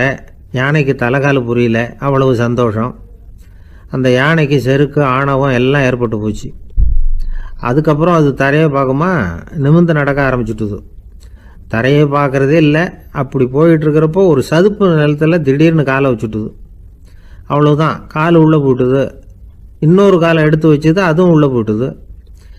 அந்த 2 காலையும் எடுக்கிறதுக்காக அடுத்த 2 காலையும் அழுத்திச்சு, அதுவும் உள்ளே போக ஆரம்பிச்சுட்டுது. இப்போ 4 காலம் வசமாக சேத்துல அழுந்தி போச்சு, எடுக்க முடியல. குள்ள நரிகள்லாம் அதை சுற்றி சுற்றி வந்தது. சிலது சுற்றி நின்று டான்ஸ் ஆட ஆரம்பிச்சுட்டுது யானையை பார்த்துட்டு. இதை யானை பார்த்தது. என்ன இது தலைவர், நான் தவிச்சுக்கிட்டு இருக்கிறேன், தொண்டர்கள்லாம் சுற்றி நின்று வேடிக்கை பார்த்துக்கிட்டு இருக்கிறீங்க, டான்ஸ் ஆடுறீங்க அப்படின்னு கேட்டுதான். தொண்டர்களே, தலைவர் நான் தவிச்சுக்கிட்டு இருக்கிறது உங்களுக்கு தெரியலையா? இப்போ உடனே உங்கள் தலைவரை காப்பாற்ற வேண்டியது உங்கள் கடமை இல்லையா அப்படின்னு கத்துச்சான் அந்த யானை. குள்ள நரிகளில் ஒன்று முன்னாடி நின்று அந்த யானையை பார்த்து தான், தலைவரே எங்களுக்கு ரொம்ப நாளாக ஒரு ஆசை, அந்த ஆசையை நிறைவேற்றிக்கிறதுக்காகத்தான் உங்களை எங்கள் தலைவராக ஏற்றுக்கிறோம்னு சொன்னோம் அப்படின்னு தான். என்ன ஆசைன்னு கேட்டிருக்கு யானை. யானை கறி சாப்பிட்டு பார்க்கணுங்கிறது எங்களுக்கு ரொம்ப நாளாக ஆசை, அது இன்றைக்கி தான் நிறைவேற போகுது அப்படின்னு தான் அந்த நரி. இதை கேட்ட உடனே அந்த யானை அப்படியே மூர்ச்சி ஆகிட்டு தான். நரிகள்லாம் அது மேலே ஏறி குதற ஆரம்பிச்சுட்டு தான். பதவி மேலே இருந்த பேராசை அந்த பலசாலியான யானையையே மாட்டி விட்டுட்டுது பார்த்தீங்களா அப்படின்னு சொல்லி முடித்தோம் இந்த கதையை அந்த சின்ன பிள்ளைங்கக்கிட்ட. சரிங்க, இப்போ நாங்கள் உங்களை தேடி வந்த விஷயம் என்னங்கிறத சொல்லவா அப்படின்னா ஒரு வாண்டு பையன். சீக்கிரம் சொல்லு தம்பி, சஸ்பென்ஸ் தாங்கலை அப்படின்னோம். அவன் மெதுவாக எங்களை பார்த்து சொல்கிறான், எங்களுக்கு கொஞ்ச நாள் நீங்கள் தலைவராக இருந்தால் தேவலை அப்படின்னா. ஒரு சின்ன பையன் என்னை தேடிட்டு ஓடி வந்தான். ஒரு கதை சொல்லுங்கன்னா, சொந்தமாக எதுவும் தெரியாதே என்ன, உங்களுக்கு சொந்தமாக எதுவும் தெரியாதுன்னு எனக்கும் தெரியும் அப்படின்னா. இந்த பையன் அடிக்கடி என்கிட்ட கதை கேட்குறவன், அதனால் என்னோட ரகசியம்லாம் அவனுக்கு அத்துப்படி, அதனால தான் அவ்வளவு தெளிவாக அடித்து விட்றான். சரி, இப்போ என்ன செய்யலாம்னு, பழைய கதை ஏதாவது ஒன்று சொல்லுங்களேன்னா. உனக்கு கிருஷ்ணதேவராயரை தெரியுமான்னு. அவர்கிட்ட நேரில் பழக்கம் இல்லை, ஆனால் அவரை பற்றி புஸ்தகத்தில் படிச்சிருக்கேன்னா. சரி, இவங்கிட்ட மேற்கொண்டு பேச்சு கொடுத்தா நம்மளை ஒரு மாதிரி ஆக்கி விடுவான், அப்படிங்கிறத யூகம் பண்ணிட்டு அவனை உட்கார வச்சு கடைசி வரைக்கும் குறுக்க பேசக்கூடாது அப்படின்னு ஒரு கண்டிஷனையும் போட்டுட்டு அந்த கதையை சொன்னேன். ஒரு சமயம் கிருஷ்ணதேவராயர் சமஸ்தானத்துக்கு ஒரு பெரிய வித்வான் வந்து சேர்ந்தாராம். என்னோட போட்டி போடுறதுக்கு இந்த ஊரில் யாராவது இருக்கீங்களா அப்படின்னு சவால் விட்டாராம். அந்த ஊரில் இருந்த பெரிய பெரிய வித்வான்லாம் இது ஏதுனா வம்பா போச்சுன்னு நினைக்க ஆரம்பிச்சிட்டாங்க. யாரும் அந்த ஆளோட போட்டி போடுறதுக்கு தயாராக இல்லை. எல்லாரும் நடுங்கிக்கிட்டு இருக்கிறாங்க. அந்த நேரத்தில் ஒருத்தன் மட்டும் தைரியமாக முன்னுக்கு வந்தான். அது யாருன்னா தெனாலிராமன். அந்த சமஸ்தானத்தில் விகட கவி அவன். என்ன அனுப்புங்க போட்டிக்கு, நான் ஜெயிச்சு காட்டுறேன்னா. உனக்கு அவ்வளவு தைரியம் இருக்குதா அப்படின்னு கேட்டாங்க. தைரியம் மட்டும்தான் என்கிட்ட இருக்குது, ஆனால் தைரியம் இருந்தால் அதிர்ஷ்டம் தேடிட்டு வருங்கிறது எனக்கு தெரியும் அப்படின்னா. அடுத்த நாள் போட்டி ஆரம்பமாச்சு. அந்த பெரிய வித்வான் வந்து நின்னார். தெனாலிராமன் எதிரில் வந்து நின்னான். அந்த வித்வான் ஒரு விரலை காட்டினார். தெனாலிராமன் பதிலுக்கு 2 விரலை காட்டினான். வித்வான் 3 விரலை காட்டினார். இவன் உடனே 4 விரலை காட்டினான். உடனே 5 விரலை காட்டினார் அவர். தெனாலிராமன் உடனே தன்னுடைய கை முஷ்டியை காட்டினான், கையை மூடி காட்டினான். அவ்வளோதான். அந்த பெரிய வித்வான் கிருஷ்ணதேவராயர் காலில் விழுந்தார். நான் தோத்துட்டேன், என் தோல்வியை ஒத்துக்கிறேன் அப்படின்னு சொல்லிவிட்டார். கிருஷ்ணதேவராயர் அவரை தனியாக அழைச்சிட்டு போய் என்ன நடந்ததுன்னு விசாரித்தார். அந்த வித்வான் விளக்கம் கொடுத்தார். ஆண்டவன் ஒருவன் தான் உண்டுங்கிறத விளக்கறதுக்காக நான் ஒரு விரலை காட்டினேன். அப்படி இல்லை, சக்தியை சேர்த்தா சக்தி சிவன் 2 பேர் உண்டுன்னு உங்கள் வித்வான் 2 விரலை காட்டினார். மூர்த்திகள் 3 பேருங்கிறதுக்காக நான் 3 விரலை காட்டினேன். வேதங்கள் 4ன்னு சொல்லி ஒரு 4 விரலை காட்டினார். பஞ்சபூதங்கள் 5ன்னு நான் 5 விரலை காட்டினேன். அதையெல்லாம் அடக்கி ஆளணும்னு சொல்லி அவர் கையை மூடி உறுதியாக காட்டினார். அடடா, உங்கள் வித்வானுக்கு எப்பேற்பட்ட அறிவு! அவர் தான் ஜெயிச்சார், நான் தோத்துட்டேன் அப்படின்னார் அவர். அப்படி சொல்லிவிட்டு அவர் போயிட்டார். அதுக்கப்புறம் தெனாலிராமனை கூப்பிட்டு என்னப்பா நடந்தது அப்படின்னு கேட்டாராம். அதுக்கு தெனாலிராமன் விளக்கம் கொடுத்துருக்குறான். அவன் முதல்ல என்னை கொன்னுடுவேன்னு அந்த வித்வான் ஒரு விரலை காட்டினான். உடனே ஒரு 2 கண்ணையும் தோண்டி போடுவேங்கிறதுக்காக நான் 2 விரலை காட்டினேன். உனக்கு நாமம் போட்டுருவேன்னு சொல்லி 3 விரலை காட்டினான். அதை அழிச்சிருவேன்னு 4 விரலை காட்டினேன். உன்னை அரைஞ்சிருவேன்னு அவன் 5 விரலை காட்டினான். நான் உங்களை குத்தி போடுவேன்னு சொல்லி கையை மூடி காட்டினேன் அப்படின்னா. இப்போ பாருங்க, ஜெயிச்சது யார்? தைரியம் மட்டும் இருந்துட்டா அதிர்ஷ்டம் தானாக தேடி வருங்கிறது எவ்வளவு உண்மையாக போச்சு. அதனால் நாம் எப்பவும் தைரியமாக இருக்கணும்னு சொல்லிவிட்டு என் எதிரில் கதை கேட்டுட்டு உட்காந்துருந்த சின்ன பையனை பார்த்தேன். அவன் என்னை நிமிர்ந்து பார்த்தான். அவன் தன்னோட கை கால் 2ஐயும் ஒரு மாதிரியாக என் முன்னால் தூக்கி 20 விரலை காட்டினான். எனக்கு ஒன்றும் புரியல. இதுக்கு என்னப்பா அர்த்தம்னு கேட்டேன். இதே கதையை இதுக்கு முன்னாடி என்கிட்ட 20 தடவை நீங்கள் சொல்லியிருக்கீங்கன்னு அர்த்தம் அப்படின்னா. ஒரு குரு, இளம் சீடர்கள் எதிரில் உட்காந்துருக்கிறாங்க. குரு பாடம் நடத்திக்கிட்டு இருக்கிறார். சீடர்களுக்கு ஒரு ஆசை, அதாவது ஒரு முக்கியமான மந்திரத்தை நம்ம குருநாதர்கிட்ட இருந்து கற்றுக்கணும் அப்படிங்கிறது அவங்க ஆசை. அது என்ன மந்திரம்னா, இறந்தவரை உயிர்ப்பிக்கக்கூடிய புனித மந்திரம். அதாவது செத்தவங்களுக்கு மீண்டும் உயிர் உண்டாக்குகிற மந்திரம். குருவே, தயவு பண்ணி அந்த மந்திரத்தை எங்களுக்கு உபதேசிக்கணும் அப்படின்னு கேட்டாங்க. அது ரொம்ப ஆபத்தானது, அது என்னத்துக்கு உங்களுக்கு வேண்டாமேன்னாராம் குரு. எங்களுடைய நம்பிக்கை உறுதிப்படுறதுக்காகத்தான் கேட்குறோம், வேற ஒன்றும் இல்லை அப்படின்னாங்களாம் சீடர்கள். பக்குவப்படாத அறிவுங்கிறது ரொம்ப ஆபத்தானது அப்படின்னாராம் குரு. இது சீடர்களுக்கு புரியல. அது எப்படிங்க பக்குவப்படாத அறிவு ஆபத்தானதுன்னு சொல்றீங்க, அப்படின்னா என்ன அப்படின்னு கேட்டிருக்காங்க சீடர்கள். குரு அதுக்கு விளக்கம் கொடுத்தாராம். அந்த மந்திரத்தை எப்போ பயன்படுத்தணுங்கிறது முக்கியம். அதை அறியக்கூடிய ஞானம் ஏற்படுகிற வரைக்கும் அதை தெரிஞ்சுக்காம இருக்கிறது தான் நல்லது, இல்லைன்னா ஆபத்துன்னாராம். ஆனால் அந்த சீடர்கள் அதை கேட்குற மாதிரி இல்லை, ரொம்ப பிடிவாதம் பண்ண ஆரம்பிச்சுட்டாங்க. சரி வாங்க சொல்கிறேன்னார் குரு. எல்லாரும் வந்தாங்க. அந்த புனித மந்திரத்தை அவங்களுக்கு ரகசியமாக உபதேசம் பண்ணார். உபதேசம் பண்ணிவிட்டு அவங்களுக்கு எச்சரிக்கையும் கொடுத்தார். இந்த மந்திரத்தை நல்லா ஆராய்ச்சி பார்த்ததுக்கு அப்புறம் தான் உச்சரிக்கணும், அவசரப்பட்டு எதுவும் செஞ்சிடக்கூடாது அப்படின்னு ஒரு தடவைக்கு பல தடவை எச்சரிக்கை கொடுத்தார். சரின்னு சொல்லிவிட்டு அவங்கெல்லாம் மந்திரத்தை கற்றுக்கிட்டு எழுந்திரிச்சு போயிட்டாங்க. ஒரு நாள் அந்த சீடர்கள் எல்லாம் மணற்பாங்கான இடத்துல அப்படியே நடந்து போயிட்டு இருக்கிறாங்க. ஒரு பாலைவன பகுதி மாதிரி ஒரு இடம். அங்கே ஒரு இடத்துல எலும்புகள் குவியலாக கிடந்தது. உடனே இந்த சீடர்கள் முன்ன பின்ன யோசிக்காம, தியானமும் பண்ணாம அந்த மந்திரத்தோட பயனை சோதிச்சு பார்க்கணும் அப்படின்னு நினச்சிக்கிட்டு அந்த மந்திரத்தை உச்சரிக்க ஆரம்பிச்சிட்டாங்க. அவ்வளவுதான், உடனே என்னாச்சு தெரியுமா? அந்த எலும்புகள் எல்லாம் ஓநாய்களா மாறி அவங்கள துரத்த ஆரம்பிச்சுட்டுது. சீடர்கள் எல்லாம் தலைதெறிக்கி ஓட ஆரம்பிச்சுட்டாங்க. ஓநாய்களும் விடல, அவங்கள துரத்தி பிடிச்சி கடிச்சு கொதற ஆரம்பிச்சுட்டுது. அப்போதான் அந்த சீடர்களுக்கு குரு சொன்ன அறிவுரையோட அர்த்தம் புரிஞ்சுது. பக்குவப்படாத அறிவு ஆபத்தானது அப்படிங்கிறது. அதனால இதுலேருந்து நாம் தெரிஞ்சுக்க வேண்டியது என்னன்னா, நாம் நம்ம அறிவை வளர்த்துக்கிட்டா மட்டும் போதாது, அந்த அறிவை எப்போ எப்படி பயன்படுத்தணும் அப்படிங்கிற பக்குவமும் நமக்கு வரணும். அப்போ தான் வாழ்க்கை நல்லபடியாக அமையும். இல்லைன்னா இடைஞ்சல் தான். இந்த காலத்தில் சில சின்ன பிள்ளைங்களுக்கே அறிவு ரொம்ப பக்குவப்பட்டிருக்குங்கிறத உணர முடியுது. ஒரு சின்ன பையன் பள்ளிக்கூடத்தில் மார்க் லிஸ்ட் கொடுத்தாங்க, வாங்கிக்கிட்டு அவசரமாக வீட்டுக்கு ஓடினான். எதிரில் வந்த ஒருத்தர் கேட்டார், என்ன அவசரம், ஏன் இப்படி வேகமாக ஓடுறேன்னார். எங்கள் அம்மா கிட்ட அடி வாங்கணும், அதுக்காக தான் ஓடுறேன்னா. அடி வாங்கிறதுக்கா இவ்வளவு அவசரம்னார் அவர். அப்படி இல்லைங்க, நான் போகிறதுக்குள்ளே எங்கள் அப்பா வீட்டுக்கு வந்துட்டாருன்னா அவர்கிட்ட அடி வாங்க வேண்டியிருக்கும், அதை அவாய்ட் பண்ணுறதுக்காக இப்படி ஓடுறேன் அப்படின்னு நானும். அந்த பையன் காஞ்சிபுரத்தில் பல்லவ ராஜா ஒரு கோவில் கட்டினார், கைலாசநாதர் கோவில். அதுக்கு கும்பாபிஷேகம் பண்ணுறதுக்கு ஒரு நாள் குறிப்பிட்டு அதுக்கு வேண்டிய ஏற்பாடுகள்லாம் பண்ணினார். முதல் காரியமாக கடவுளை வேண்டிக்கிட்டார், நீங்கள் இந்த கும்பாபிஷேகத்துக்கு நேரில் வந்து கலந்துக்கணும்னார். கடவுள் அந்த ராஜா கனவுல வந்தார். நீ கும்பாபிஷேகம் வச்சிருக்கிற அதே நாளில் அதே நேரத்தில் எனக்கு இன்னொரு ஊரில் ஒரு கும்பாபிஷேகம் இருக்குது, அதுக்கு போக வேண்டியிருக்கு. அதாவது திருநின்ற ஊரில் என்னுடைய பக்தர் ஒருத்தர், அவரும் ஒரு கோயில் கட்டி கும்பாபிஷேகம் செய்கிறார், நான் அதுக்கு போக வேண்டியிருக்கு, அதனால் உன்னுடைய தேதியை நீ மாற்றி வச்சுக்கோ அப்படின்னார். கடவுள் தான் எங்கேயும் இருக்கிறவராச்சே, அவர் நினச்சா 2 இடத்துலையும் இருந்து கோயில் கும்பாபிஷேகத்தை நடத்த முடியாதா? ஏன் அப்படி செய்யலை? அது ஒரு முக்கியமான காரணத்துக்காக தான். திருநின்ற ஊரில் இருந்த பூசலாருங்கிற அந்த அடியாரின் பெருமையை இந்த உலகத்துக்கு எடுத்து காட்டணுங்கிறதுக்காகத்தான் கடவுள் அந்த ராஜா கிட்ட அப்படி சொன்னார். சரி, அந்த அடியார் அப்படி என்னதான் பெருசாக கோயில் கட்டிவிட்டார்? ராஜா கட்டின கோயிலை விட பெருசா? அவர் கட்டினது கருங்கல்லாலேயோ மண்ணாலேயோ மரத்தாலேயோ இல்லை.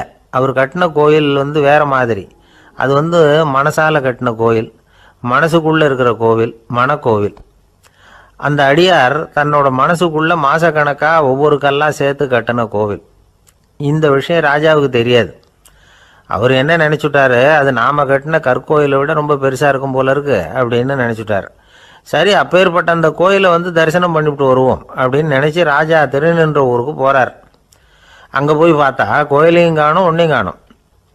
கடைசியில் பூசலார் கட்டின மனக்கோவில் தான் அதுங்கிறத அவர் புரிஞ்சுக்கிறார்.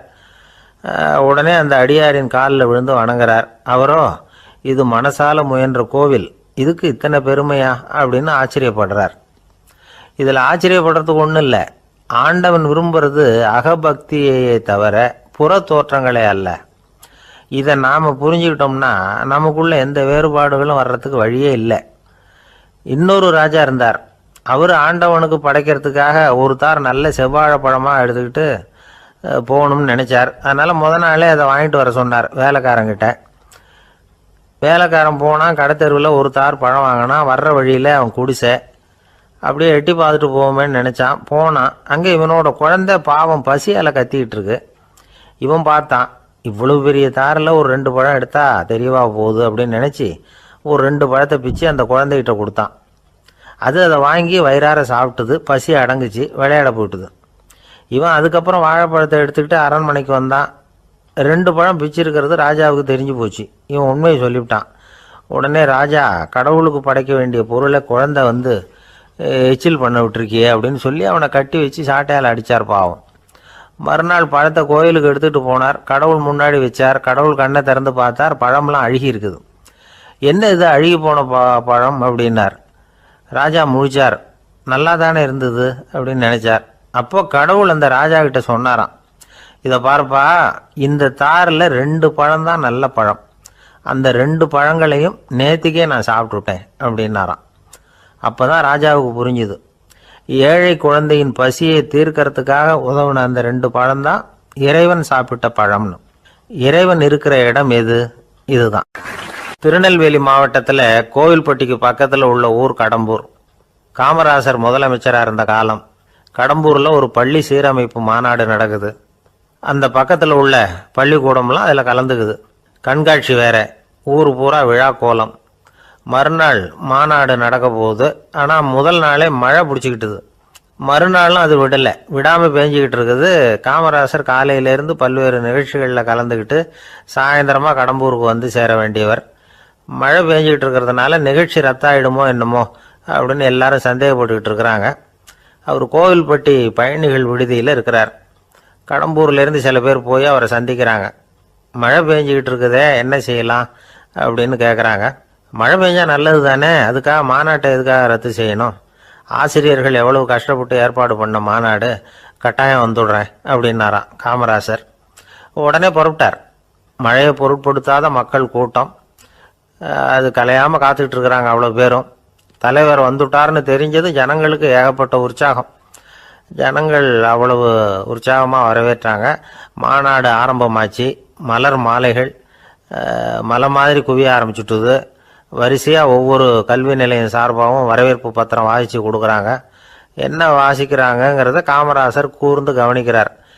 ஏகப்பட்ட புகழ் மொழிகள், ரொம்ப பாராட்டி புகழ்ந்து என்னென்னமோ வாசிச்சுக்கிட்டு இருக்கிறாங்க. கொடை வள்ளலே, குணக்குன்றே, மலையே, கடலே, இப்படி தமிழ் மொழியில் பாராட்டுறதுக்கு எத்தனை வார்த்தைகள் உண்டோ அத்தனையும் அதில் சேர்த்துருக்குறாங்க. காமராசர் பொறுமை இழந்துட்டார். போதும் போதும், உங்கள் எல்லாரையும் பார்த்து 2 வார்த்தை பேசிவிட்டு போகிறதுக்காக தான் நான் வந்திருக்கிறேன். எல்லாரும் மழையில் சிரமப்பட்டு நின்றுக்கிட்டு இருக்கிறீங்க, இப்படி என்ன புகழ்ந்து படிச்சுக்கிட்டே இருந்தால் எப்படி அப்படின்னாராம். அதுக்கப்புறம் பேசி முடிச்சிருக்கிறார். மாநாட்டு நிகழ்ச்சிகள் முடிஞ்சதும் இன்னொரு நிகழ்ச்சியில் கலந்துக்கிறதுக்காக புறப்பட்டாராம். ஒரு திறந்த ஜீப்பில் அவரை ஊர்வலமாக அழைச்சிக்கிட்டு போயிருக்கிறாங்க. தெருவில் 2 பக்கமும் ஏகப்பட்ட கூட்டம். அங்கங்கே ஜீப்பை நிறுத்தி ரோஜா மாலை, ஜருக மாலை இப்படி போட்டுக்கிட்டே இருக்கிறாங்க. அதையெல்லாம் அப்படி அப்படியே வாங்கி அங்கங்கே நின்றுக்கிட்டு இருந்த குழந்தைகள்கிட்டையும் தாய்மார்கள்கிட்டையும் கொடுத்துக்கிட்டே போகிறார். அந்த சமயத்தில் கூட்டத்துக்கு அப்பால் ஒரு பெரியவர் கையில் ஒரு மல்லிகை சரத்தோடு நின்றுட்டு இருக்கிறார். அவரால் முண்டி அடிச்சுக்கிட்டு முன்னால் வர முடியல. காமராசர் இதை கவனிக்கிறார். அவ்வளவுதான், உடனே நிறுத்தப்பா வண்டிய அப்படிங்கிறார். ஜீப்பு நிற்கிது. டிரைவரை பார்த்து, அதோ பார், அங்கே ஒருத்தர் நிற்கிறார் பார், அவரை இங்கே அழைச்சிட்டு வா அப்படின்னாராம். கூட்டம் வழி விடுது. அந்த பெரியவரை கிட்டத்தில் அழைச்சிட்டு வர்றாங்க. காமராசர் அவரை பார்த்து, வாங்க வாங்க, நல்லா இருக்கீங்களா அப்படின்னு சத்தம் போட்டு உற்சாகமாக விசாரிக்கிறாராம். பெரியவர் கண்களில் கண்ணீர், பேச்சு வரல. மல்லிகை சரத்தை அவருக்கு போடுறார். கொஞ்ச நேரம் அவர்கிட்ட பொறுமையாக பேசிக்கிட்டு இருந்துட்டு அவரை அனுப்பி வைக்கிறார் காமராசர். பெரியவர் போனதுக்கு அப்புறம் காமராசர் பக்கத்தில் இருந்தவங்க கிட்ட சொல்கிறார் அந்த பெரியவரை பற்றி. அந்த காலத்தில் ரொம்ப கஷ்டப்பட்டவர் இவர், ஜெயிலுக்கு போனவர் அப்படின்னு ரொம்ப உருக்கமாக நெகிழ்ந்து போய் சொல்கிறார். இதில் ஒரு விஷயத்தை கவனிங்க. தன்னை புகழ்ந்து படிக்கப்பட்ட வாழ்த்து மடலை படிக்க வேணாம்னு தடுத்து நிறுத்தினார். எங்கேயோ ஒரு மூலையில் கையில் ஒரு 4 முழம் மல்லிகை சரத்தோடு ஒதுங்கி நின்றுக்கிட்டு இருந்த அந்த தொண்டரை அவ்வளவு பெரிய கூட்டத்துக்கு நடுவுலையும் தேடி கண்டுபிடிச்சி கிட்டத்தில் கூப்பிட்டு அவர் கொடுத்த அன்பு மாலையை வாங்கி கழுத்தில் போட்டுக்கிட்டார். அதுதான் காமராசர். தோல்விகள் கூட அவரை கொஞ்சம் கூட பாதித்ததில்லை. ஒரு பொது தேர்தலில் அவர் தோற்று போகிறார். தொண்டர்கள்லாம் அழறாங்க. அதில் ஒருத்தர் மெதுவாக காமராசர்கிட்ட போய், என்ன தலைவரே, நீங்கள் கூட தோற்று போயிட்டீங்களே அப்படின்னு கலக்கமாக சொல்லியிருக்கிறார். அதுக்கு காமராசர், நான் கூட தோற்று போகிறதுக்கு பேர் தான்ப்பா ஜனநாயகம் அப்படின்னாராம். அந்த ஆள் என்னை கண்ணா பண்ணான்னு திட்டி விட்டான் சார், அதை நினச்சா எனக்கு ரொம்ப வருத்தமாக இருக்குது அப்படின்னு சொல்லி கவலைப்பட்டார் ஒருத்தர். இதில் கவலைப்படுறதுக்கு என்ன இருக்குது அப்படின்னார் ஒரு பெரியவர். அவர் ஒரு மகான். என்ன சார் இப்படி சொல்கிறீங்க, ஒருத்தர் நம்ம பார்த்து திட்டுனா வருத்தமாக இருக்காதா அப்படின்னார். அது எப்படி வருத்தமாக இருக்கும், திட்டுறதுங்கிறது என்ன, அது வெறும் சத்தம் தானே அப்படின்னார் அந்த பெரியவர். நம்ம ஆளுக்கு தலையை பிச்சுக்கலாம் போல இருந்தது. இருக்காது அப்படின்னா நமக்கு அப்படி தானே தோணுது. அந்த பெரியவர் சொல்கிறது ரொம்ப பெரிய விஷயம். அதை நாம் புரிஞ்சிக்க முயற்சி பண்ணலாம்னா நடைமுறை வாழ்க்கைக்கு அது ஒத்து வர்றது மாதிரி தெரிய மாட்டேங்குது. இருந்தாலும் அந்த பெரியவர் அதுக்கு என்னதான் விளக்கம் கொடுக்குறாருன்னு பார்ப்போமே. ஒரு ரயில் போயிட்டுருக்கு, அதில் ஒரு சாது போயிட்டுருக்கார். அந்த ரயில் அவர் ஹரித்வாரம் போயிட்டுருக்கார். அவர் ரயிலில் ஏகப்பட்ட கூட்டம். நம்ம ஊர் ரயில் கேட்க வேணும், டிக்கெட் வாங்கிட்டு கொஞ்சம் பேர், வாங்காத கொஞ்சம் பேர். அது என்னத்துக்கு அனாவசியமாக டிக்கெட் அப்படிங்கிற நினப்பில் பாதி பேர். இந்த கூட்டத்துக்கு மத்தியில் அந்த சாதுவும் போயிட்டு இருக்கிறார். உட்கார்றதுக்காக இருந்த இடத்துல ஒரு ஆள் படுத்துருக்கிறான், கொஞ்சம் முரட்டு ஆசாமி. அவன் கால் பக்கத்தில் கொஞ்சோண்டு இடம் பாக்கி இருந்தது. அந்த இடத்துல இந்த சாது உட்காந்துருந்தார். மெதுவாக உட்காந்துக்கிட்டார் போய்.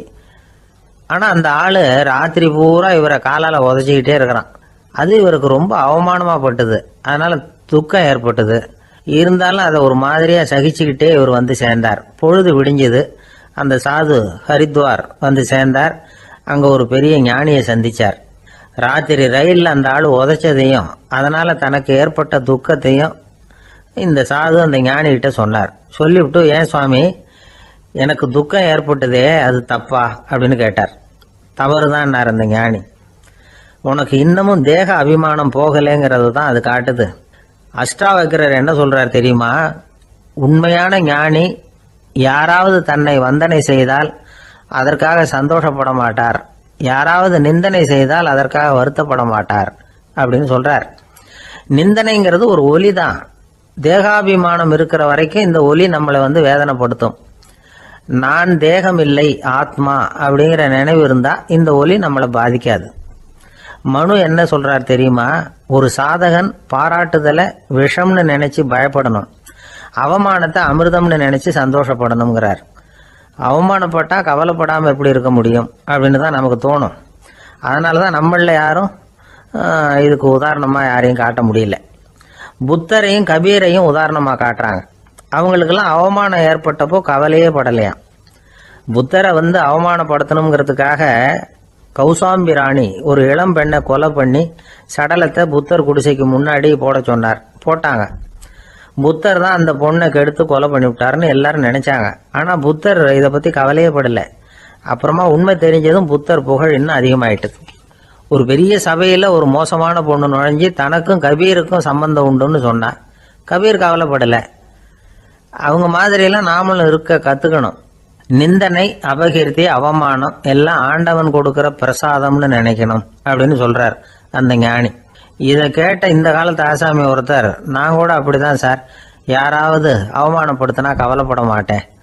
நேத்து கூட ஒருத்தர் என்ன பலார்னு அரைஞ்சுட்டார், நான் கொஞ்சம் கூட கவலைப்படல, பேசாம வந்துட்டேன்னார். ஏன் அப்படி வந்துட்டீங்க அப்படின்னு. அவர் அரைஞ்சதுலேயும் ஒரு அர்த்தம் இருந்தது, அதனால தான் அப்படி வந்துட்டேன்னார். ஏன் அரைஞ்சாருன்னு கேட்டேன். 10 வருஷத்துக்கு முன்னாடி 15 ரூபா அவர்கிட்ட கடன் வாங்கினேன், அதை கேட்டு கேட்டு பார்த்துட்டு கடைசியாக தான் அரைஞ்சார் அப்படின்னார். ஆண்டவனுடைய பிரசாதம் இவருக்கு அடிக்கடி கிடைக்கும் போல இருக்கு. ஒரு ஊர்ல ஒரு ராஜா இருந்தார். அவர் ஒரு பூனை வளர்த்தார். ரொம்ப செல்லமா அவர் அந்த பூனையை வளர்த்தார். அவர் என்ன பண்ணுவார் தெரியுமா? இரவு நேரத்தில் அந்த பூனையோட தலையில ஒரு விளக்க வச்சிருவார். அந்த பூனை ரொம்ப ஜாக்கிரதையா அந்த விளக்கு கீழே விழுந்துடாம பார்த்துக்கும். தலையை ஆட்டாம ரொம்ப நிதானமா ராஜா பின்னாடி நடந்து போய்கிட்டே இருக்கும். அந்த விளக்கு வெளிச்சத்துல எல்லா வேலைகளையும் செஞ்சிருவார். கையில் ஒரு விளக்கை தனியாக எடுத்துகிட்டு போக வேண்டிய அவசியமே இல்லை. விளக்கை தூக்கிட்டு போகிற வேலையை அந்த பூனை பார்த்துக்கும். அதனால் ராஜாவுக்கு அந்த பூனை மேலே ரொம்ப பிரியம். மந்திரிகளையெல்லாம் கூப்பிட்டு அவங்கக்கிட்ட சொல்லுவார், பார்த்தீங்களா இந்த பூனை எவ்வளவு விசுவாசமாக நடக்குது, என் பேரில் எவ்வளவு மரியாதை பார்த்தீங்களா அதுக்கு அப்படிம்பார். இதை கேட்டுவிட்டு அங்கிருந்த அமைச்சர்களில் ஒருத்தர் சொன்னார், மன்னா நீங்கள் சொல்கிறது சரிதான், இருந்தாலும் இந்த பூனையோட விசுவாசத்தை நாம் கொஞ்சம் சோதித்து பார்க்க வேண்டியிருக்கு அப்படின்னாராம். சரி, உங்கள் ஆசையை ஏன் கெடுக்கணும், நல்லா சோதிச்சு பாருங்க அப்படின்னு சொல்லிவிட்டார் ராஜா. உடனே அந்த அமைச்சர் என்ன பண்ணார் தெரியுமா? எங்கேயோ புறப்பட்டு போனார். ஒரு 5-6 எலிகளை பிடிச்சிட்டு வந்தார். அரண்மனையில் ராஜா ஏதோ வேலை பார்த்துக்கிட்டு இருக்கிறாரு. பக்கத்தில் அந்த பூனை ரொம்ப பணிவாக நின்றுக்கிட்டு இருக்குது. அது தலையில் விளக்கு எரிஞ்சிக்கிட்டு இருக்கு. அமைச்சர் தான் பிடிச்சிட்டு வந்த எலிகளை அந்த பூனை பார்வையில் படுறது மாதிரி எதிரில் விட்டார். அந்த எலிகள்லாம் அங்கேயும் இங்கேயும் ஓட ஆரம்பிச்சுது. அதை பார்த்தது பூனை, அவ்வளவுதான். தலையில் இருக்கிற விளக்கை பற்றியும் கவலைப்படலை, ராஜாவை பற்றியும் கவலைப்படல. ஒரே பாய்ச்சலாக பாஞ்சு எலிகளை துரத்த ஆரம்பிச்சுட்டுது. தலையில் இருந்த விளக்கு எங்கேயோ போய் விழுந்தது, அணைஞ்சு போச்சு. இருட்டில் ராஜா தடுமாற ஆரம்பிச்சுட்டார். இந்த சமயத்தில் அந்த அமைச்சர் மறுபடியும் விளக்கை ஏற்றினார். வெளிச்சம் வந்தது. அதுக்கப்புறம் அந்த அமைச்சர் பேசினார், அரசே, பூனையோட விசுவாசத்தை பார்த்தீங்களா? எலி அது கண்ணில் படுற வரைக்கும் தான் விசுவாசமாக இருந்தது. அது மாதிரி எலியை பார்த்ததும் எல்லாத்தையும் விட்டுட்டு அதை துரத்த ஆரம்பிச்சுட்டு பார்த்தீங்களா? தான் அந்த பூனையை பற்றி நினச்சது தப்புங்கிறது அதுக்கப்புறம் தான் அந்த ராஜாவுக்கு புரிஞ்சுதான். சரி, இப்போ எதுக்கு இந்த கதையெல்லாம் அப்படிங்கிறீங்களா? இந்த பூனை மாதிரி தான் நம்ம மனசும். மனசை எவ்வளவு தான் பயிற்சி கொடுத்து பக்குவமாக வச்சுருந்தாலும் பார்க்குறதுக்கு பரமசாது மாதிரி தான் இருக்கும். பார்க்க வேண்டியதை பார்த்துட்டுதுன்னா பாஞ்சிரும். இந்த பூனை மாதிரி புலன் இன்ப பொருள்கள் கிட்டாத வரைக்கும் மனம் அடங்கி இருக்கிறது மாதிரி தான் தெரியும். கொஞ்சம் வாய்ப்பு கிடைச்சாலும் அது குதிக்க ஆரம்பிச்சிடும், தப்பு பண்ண ஆரம்பிச்சிடும். பெரிய பெரிய முனிவர்கள் வாழ்க்கையில் நடந்த வீழ்ச்சி இதை தான் நிரூபிக்குது. புலன்களின் ஆற்றல் அதிகம், அதனால் மனக்கட்டுப்பாடு பயிற்சிகளில் ரொம்ப எச்சரிக்கையாக இருக்கணுங்கிறார் சுவாமி சிவானந்தர். மது பழக்கத்தையே விட்டுவிட்டேன்னு உறுதியாக இருப்பான். கடை கண்ணில் பட்டுவிட்டதுன்னா கால் அவனை கேட்காமலே இழுத்துக்கிட்டு உள்ளே போயிடும். இதுதான் மனசுங்கிறது. அதுதான் அந்த ராஜா வளர்த்த பூனை. நம்மால் ஒருத்தன் அந்த ராஜா பூனை தலையில் விளக்க வச்சது மாதிரி இவன் தன்னுடைய தலையிலேயே ஒரு விளக்கை ஏற்றி வச்சுக்கிட்டு என்னத்தையோ தேட ஆரம்பித்தான். தேடிக்கிட்டு இருக்கிறான். தலையை ஆட்டாமல் நிதானமாக நடந்து ரொம்ப நேரமாக தேடிட்டு இருக்கிறான். அந்த சமயம் அங்கே வந்த ஒருத்தர் என்னத்தை தேடுறீங்கன்னு கேட்டார். அதுதான் மறந்து போச்சு அப்படின்னு இழுத்தான். சரி, கொஞ்சம் இப்படி உட்காருங்க, ஞாபகம் வந்ததும் தேட ஆரம்பிக்கலாம் அப்படின்னார் அவர். இவன் கொஞ்ச நேரம் உட்காந்து யோசித்தான். அப்புறம் திடீர்னு எழுந்திரிச்சான். ஞாபகம் வந்துட்டுதுன்னா. என்னன்னு கேட்டார். எங்கள் வீட்டில் இருந்த விளக்கை எங்கே வச்சேன்னு தெரியல, அதை தான் தேடிக்கிட்டு இருக்கிறேன், ஏற்றி வைக்கலாம்னு பார்க்குறேன் அப்படின்னா. இந்த உலகத்தில் எல்லாருக்கும் மகிழ்ச்சி தரக்கூடிய ஒரு பொருள் எது? இது ஒரு முக்கியமான கேள்வி. இந்த கேள்விக்கு பொருத்தமான ஒரு பதிலை உங்களால் சொல்ல முடியுமா? அதாவது கொஞ்சம் யோசித்து பார்த்தா பணம்னு சொல்லலாமா? இப்போ கையில் காசு இல்லாதவங்ககிட்ட ஒரு 10 ரூபாயை கொடுத்தா அது அவனுக்கு சந்தோஷத்தை கொடுக்கும். ஏற்கனவே வருமான வரி பிரச்சனையில் சிக்கி இருக்கிறவர்கிட்ட இன்னும் கொஞ்சம் பணம் இருந்தாங்கன்னு சொல்லி கொடுத்தோம்னா அது அவருக்கு சங்கடத்தை தான் கொடுக்கும். அதனால் அந்த கேள்விக்கு பணங்கிறது பொருத்தமான பதிலாக இருக்க முடியாது. கேள்வி என்னன்னா, இந்த உலகத்தில் எல்லாருக்கும் மகிழ்ச்சி தரக்கூடிய ஒரு பொருள் எது? சரி, இனிப்புன்னு சொல்லலாமா? ஏன்னா எல்லாருக்கும் இனிக்க தானே செய்யும். அதுலேயும் ஒரு சிக்கல் இருக்குது. சர்க்கரை வியாதிக்காரங்களுக்கு அது என்ன சந்தோஷத்தையாக கொடுக்கும்? ஆக எல்லாருக்கும் வேறுபாடு எதுவும் இல்லாமல் மகிழ்ச்சியை கொடுக்கக்கூடியது வேற ஏதோ ஒன்று இருக்குது. அது என்னன்னு கண்டுபிடிக்கணும். அதுதான் இன்றைக்கி தகவல். இப்போ அதை கண்டுபிடிக்கணும்னா இந்த கதையை கேட்கணும். அது என்ன கதைன்னா, ஒரு ஊரில் ஒரு ராஜா இருந்தார். அவருக்கும் இதே சந்தேகம் வந்துட்டுது. அதாவது எல்லாருக்கும் இன்பம் தரக்கூடிய பொருள் எது அப்படின்னு. இதுக்கு பதில் தெரிஞ்சுக்கிறதுக்கு ஆசைப்பட்டார். சரி, அதுக்கு என்ன செய்யலாம்னு யோசனை பண்ணார். நாட்டு மக்களுக்கு பகிரங்கமாக ஒரு அறிவிப்பு கொடுத்தார். நம்ம நாட்டு மக்கள் இன்பம் தரக்கூடிய பொருள் எதுன்னு நினைக்கிறாங்களோ அதை கொண்டுகிட்டு வந்து அரண்மனையில் உள்ள கண்காட்சி மண்டபத்தில் வைக்கலாம். அப்படி அவங்க வைக்கிற பொருள்களில் எது எல்லாருக்கும் இன்பம் தரக்கூடியதாக இருக்குமோ அதை வச்சவருக்கு 1000 பொற்காசுகள் பரிசு அப்படின்னு அறிவிப்பு கொடுத்துட்டார். ஜனங்கள் இந்த அறிவிப்பை கேட்டாங்க. அதுக்கப்புறம் சும்மா இருப்பாங்களா? 1000 பொற்காசுன்னா சும்மாவா? அவங்க கையில் என்னென்ன கிடைச்சதோ அதையெல்லாம் கொண்டாந்து அரண்மனை காட்சி மண்டபத்தில் வச்சுட்டாங்க. அதுக்கப்புறமா ராஜா அங்கே வந்தார். ஒவ்வொன்றா பார்த்துக்கிட்டே வந்தார். முதல்ல ஒரு குயில் இருந்தது, இனிமையாக பாடக்கூடிய குயில். இந்த குயிலோட இன்னிசை எல்லாருக்கும் இன்பம் தரக்கூடியது தான். இருந்தாலும் காது கேட்காதவங்களுக்கு இந்த இசை எப்படி இன்பம் தர முடியும்? அதனால் இது சரியில்லைன்னு விட்டார். அடுத்தபடியாக போனார். அங்கே என்ன வச்சுருக்குறாங்கன்னு பார்த்தா ஒரு அழகான மயில் அங்கே தோகை விரித்து ஆடிக்கிட்டு இருக்குது. இந்த மயிலோட ஆட்டம் மனசுக்கு இன்பம் தரக்கூடியது தான். இருந்தாலும் பார்வை இல்லாதவங்க இந்த ஆட்டத்தை பார்த்து ரசிக்க முடியுமா? முடியாது. அதனால் இதுவும் சரியில்லை அப்படின்னு சொல்லிவிட்டார். அதுக்கு அடுத்தபடியாக போனார். பல வகையான இனிப்பு பண்டங்களை வச்சுருந்தாங்க. பார்த்தார், வயசானவங்களுக்கும் நோயாளிகளுக்கும் இது இன்பம் தராது, துன்பம் தான் கொடுக்கும் அப்படின்னார். இப்படி ஒவ்வொன்றா பார்த்துக்கிட்டே போகிறார். அழகான மலர்கள், கனிகள், ஓவியங்கள் எதுவுமே பொருத்தமாக தெரியல. சகல பேருக்கும் இன்பம் தரக்கூடிய வகையில் எதுவும் இல்லை. கடைசியாக வந்தார். அங்கே ஒரு களிமண் பொம்மை இருந்தது. அது என்ன பொம்மை தெரியுமா? பசியால் வாடி இருக்கிற ஒருத்தருக்கு ஒரு அம்மா இனிமையாக பேசிக்கிட்டு சோறு போடுறது மாதிரி அந்த பொம்மையை செஞ்சுருந்தாங்க. அதுக்கு கீழே அன்பு அப்படின்னு எழுதியிருந்துதான். ராஜா பளிச்சுன்னு ஒரு முடிவுக்கு வந்தார். அந்த பொம்மையை செஞ்ச சிற்பியை வரவழைச்சார், பரிசு கொடுத்தார். அன்பு ஒன்று தான் எல்லாருக்கும் இன்பம் அளிக்கக்கூடிய பொருள். காது கேட்காதவங்களும் அதை கேட்க முடியும், பார்வை இல்லாதவங்களும் அதை பார்க்க முடியும், குழந்தைகளும் அதை உணர முடியும் அப்படின்னு அதுக்கு விளக்கம் கொடுத்தார் அந்த மன்னர். இந்த உலகத்தில் எல்லாருக்கும் மகிழ்ச்சி தரக்கூடிய ஒரு பொருள் அன்பு தான். அதை புரிஞ்சுக்கிட்டு தான் சில கணவன்மார்கள் மனைவி பேரில் ரொம்ப அன்பை காட்டிக்கிறது வழக்கம். ஒரு வீட்டு வாசப்படி பக்கமாக மழைக்கு ஒதுங்கினார் ஒருத்தர். மழை தூரிக்கிட்டு இருந்தது, இருட்டு நேரம். அந்த வீட்டில் இருந்தவர், இன்னைக்கு ராத்திரி வேணும்னா இங்கேயே தங்கிட்டு காலையில் போங்க அப்படின்னார். உடனே இவர் சொன்னார், ரொம்ப நன்றிங்க, ஒரு 10 நிமிஷத்தில் இதை வந்துவிடுறேன் அப்படின்னு சொல்லிவிட்டு எங்கேயோ ஓடினார். 10 நிமிஷம் கழித்து திரும்பி வந்தார். ஆமாம், எங்கே போயிட்டு வந்தீங்கன்னு கேட்டார் வீட்டில் இருந்தவர். நேராக எங்கள் வீட்டுக்கு போய் மனைவி கிட்ட இன்னைக்கு ராத்திரி இங்கேயே தங்கிக்கிறேன்னு சொல்லிவிட்டு வந்துட்டேன் அப்படின்னார் அவர்.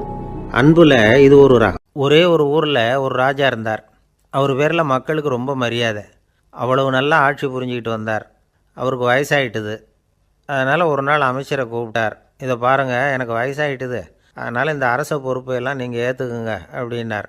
அதுக்கப்புறம் ராணியை கூப்பிட்டார். வா, நாம் இனிமேல் இங்கே இருக்க வேணாம், காட்டுக்கு போய் தவம் பண்ணலாம் அப்படின்னு கூப்பிட்டார். இந்த செய்தி மக்களுக்கு அறிவிக்கப்பட்டது. மக்கள் உடனே கூட்டம் கூட்டமாக அரண்மனைக்கு வர ஆரம்பிச்சிட்டாங்க. மன்னரை போய் பார்க்குறாங்க. அரசே, தாங்கள் எங்களுக்கு தந்தை மாதிரி. நீங்கள் காட்டுக்கு போயிட்டால் நாங்கள்லாம் இங்கே எப்படி இருக்க முடியும்? எங்களுக்கெல்லாம் எந்த துன்பமும் இல்லாமல் பார்த்துக்கிட்டு வர்றீங்க. இது மாதிரியான ஒரு அரசாட்சி இல்லைன்னா மக்கள் வாழ்ந்து என்ன பயன் அப்படின்னாங்க. இருந்தாலும் என்ன பண்ணுறது, வயசாயிட்ட காரணத்தினால இந்த முடிவுக்கு வர வேண்டியிருக்குது அப்படின்னாரா ராஜா. அப்படின்னா நீங்கள் காட்டுக்கு போக வேணாம், நாங்கள் போகிறோம். நாங்கள் அங்கே போய் தவம் பண்ணுறோம், வழிபாடு பண்ணுறோம். கடவுள் வருவார், அவர்கிட்ட வரம் வாங்கிட்டு வந்துடுறோம் அப்படின்னாங்களாம். அப்படி சொல்லிவிட்டு உடனே எல்லோரும் காட்டுக்கு போனாங்க. நாட்டு மக்கள் எல்லாரும் ஒட்டு மொத்தமாக காட்டில் உட்காந்துக்கிட்டு தவம் பண்ணுறதை பார்த்தார் கடவுள். உடனே புறப்பட்டு வந்தார். எல்லோரும் இப்படி உட்காந்துருக்குறீங்களே, என்ன வேணும் உங்களுக்கு அப்படின்னு கேட்டார். உடனே மக்கள் எல்லாரும் ஒரு குரலில் சொன்னாங்க, சுவாமி, எங்கள் மன்னன் ரொம்ப நாளைக்கு நல்லபடியாக இருக்கணும். அவர் மகிழ்ச்சியாகவும் உடல் நலத்தோடும் இருந்தால் தான் நாங்கள் அமைதியாக வாழ முடியும் அப்படின்னாங்க. சரி, அதுக்கு என்ன செய்யணும் அப்படின்னார் ஆண்டவன். எங்கள் மன்னருக்கு இன்னும் ஒரு 100 வருஷம் ஆயுளை கொடுங்க அப்படின்னாங்க. அவ்வளவு தானே, சரி அப்படியே ஆகட்டும் அப்படின்னு சொல்லிவிட்டு ஆண்டவன் போயிட்டார். மக்கள் மகிழ்ச்சியோடு திரும்பி வந்தாங்க. மன்னா, கடவுள் வரம் கொடுத்துட்டார், நீங்கள் 100 வருஷம் வாழ போகிறீங்க அப்படின்னாங்க. இதை கேட்டதும் ராணி ராஜாவை வணங்கி, நான் தவம் செய்ய போகிறேன் அப்படின்னு புறப்பட்டாங்க.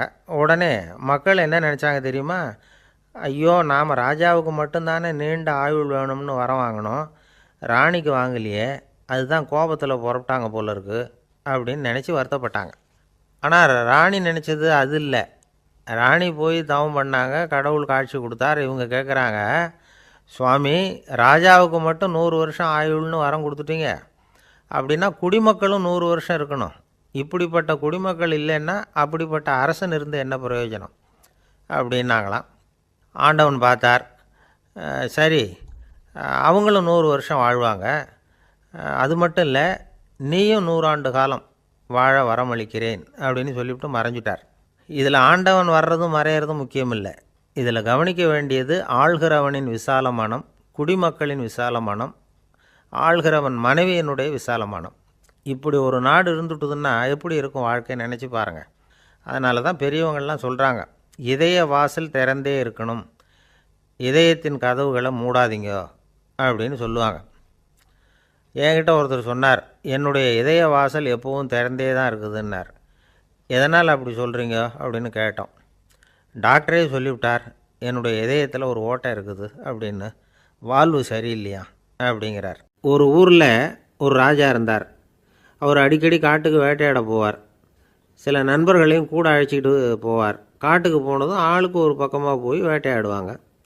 சாயந்தரமாக திரும்பி வருவாங்க. மறுநாள் அரண்மனையில் உட்காந்து ஒவ்வொருத்தரும் அவங்க அனுபவங்களை எல்லாம் சொல்லிக்குவாங்க. அவங்க வீரத்துக்கு தகுந்த மாதிரி பரிசை அந்த ராஜா கொடுப்பார். இது மாதிரி ஒரு தடவை எல்லாரும் வேட்டைக்கு போயிட்டு திரும்பி வந்ததும் உட்காந்து பேச ஆரம்பிச்சிருக்கிறாங்க. ஒருத்தன் சொன்னான், தன்னுடைய வீர தீர செயலை பற்றி அளக்க ஆரம்பிச்சிட்டான். ஏன்னா அதுக்கு பரிசு கிடைக்க போகுதில்ல, அதனால். அவன் என்ன சொன்னான் தெரியுமா? அரசே, நேற்றுக்கு காட்டில் என்னாச்சு தெரியுமா? எனக்கு நேராக ஒரு சிங்கம் வாயை திறந்துக்கிட்டு வந்துட்டுது. நான் பயப்படவே இல்லை. உடனே ஒரு கல்லை எடுத்து குறி பார்த்து வீசினேன். சிங்கத்து வாய்க்குள்ளே போய் அந்த கல் மாட்டிக்கிட்டுது. அவ்வளவுதான். அந்த சிங்கம் என்னை பார்த்துட்டு பயந்துட்டு ஒரே ஓட்டமாக திரும்பி ஓடி போயிட்டுது அப்படின்னா. ஆஹா பலே அப்படின்னு எல்லோரும் கை தட்டினாங்க. ரெண்டாவது ஆள் ஒருத்தன் எழுந்திரிச்சான். அவன் சொல்ல ஆரம்பித்தான், அரசே, நான் போன வழியில் 2 பெரிய மலைப்பாம்பு கிடந்தது, என்னை முழுங்கிறதுக்கு வந்தது.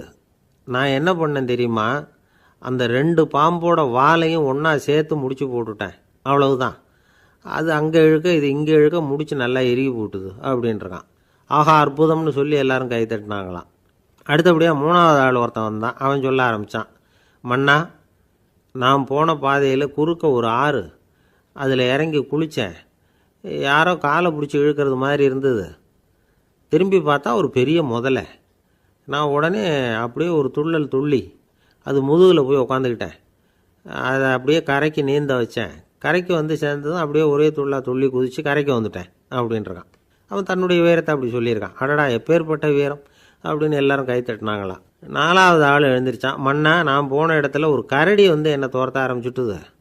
நான் ஒரு மலை உச்சிக்கு வந்துட்டேன்.